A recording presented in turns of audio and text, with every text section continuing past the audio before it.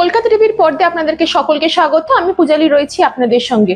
ইতিমধ্যে আমরা সবাই জেনেছি পশ্চিমবঙ্গে রেশন কার্ড যাচাইয়ের কাজ ইতিমধ্যেই শুরু হয়েছে রাজ্যে, কিন্তু জানা যাচ্ছে প্রচুর অযোগ্যরা দীর্ঘদিন ধরে রেশন কার্ডের সুবিধা পেয়ে এসেছেন, যার ফলে প্রচুর অযোগ্য ব্যক্তিরা যারা সত্যিকারে যাদের নেসেসারি, যাদের এই রেশন খুবই দরকার, তারা কিন্তু এই রেশন কার্ড থেকে বঞ্চিত হয়েছে বলে জানা যাচ্ছে।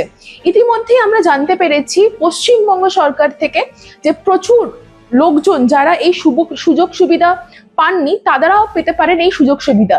কারা কারা এই সুযোগ সুবিধার আওতায় রয়েছে তা আমি সম্পূর্ণ আপনাদেরকে জানাবো। 5টি কারণ আছে যার ক্ষেত্রে আপনার নাম হয়তো রেশন কার্ড থেকে বাতিল হতে পারে। জেনে নিন এই 5টি কারণ।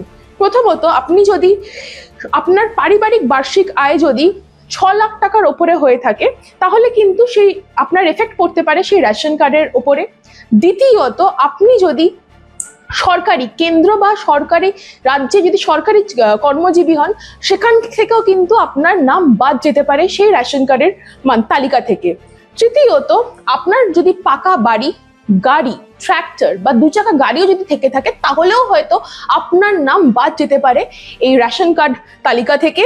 চতুর্থ, আপনি যদি অর্থাৎ আপনার ভোটার কার্ডের তালিকায় নাম যদি কোনো রকম গরমিল হয়ে থাকে বা সেই ক্ষেত্রে আপনার নামের ভোটার লিস্টে আপনাদের নাম আসেনি, সেই ক্ষেত্রেও কিন্তু আপনাদের রেশন বন্ধ হতে পারে। কিন্তু এই ক্ষেত্রে জানা যাচ্ছে আপনি যদি অলরেডি সরকারের সাথে সরকারের মাধ্যম দিয়ে কথা বলে যদি আপনি আদালতে আইনি পদক্ষেপ নিয়ে থাকেন, তাহলে চূড়ান্ত লেভেলের তালিকা যাচাই না হওয়া অবধি আপনাদের সেই তালিকা অর্থাৎ আপনারা রেশন পেতে পারেন। পঞ্চমত, আপনি যদি সিএ এর আওতায় করা আবেদন নিষ্পত্তির উপরও কিছু ক্ষেত্রে রেশন কার্ডের ভবিষ্যৎ নির্ভর করতে পারে। এই সব তথ্য এই 5টি কারণের জন্য আপনি কিন্তু অলরেডি রেশন কার্ডের ক্ষেত্রে বাদ যেতে পারেন। রাজ্য জুড়ে রেশন কার্ডের তথ্য যাচাই ও ভেরিফিকেশনের কাজ ইতিমধ্যেই শুরু হয়ে গেছে পশ্চিমবঙ্গ সরকারের তরফ থেকে, আমরা জানতে পারছি।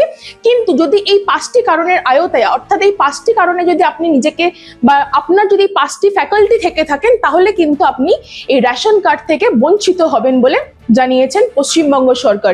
এই সব তথ্য জানতে চোখ রাখুন কলকাতা টিভির পর্দায় রাত দিন 7 দিন।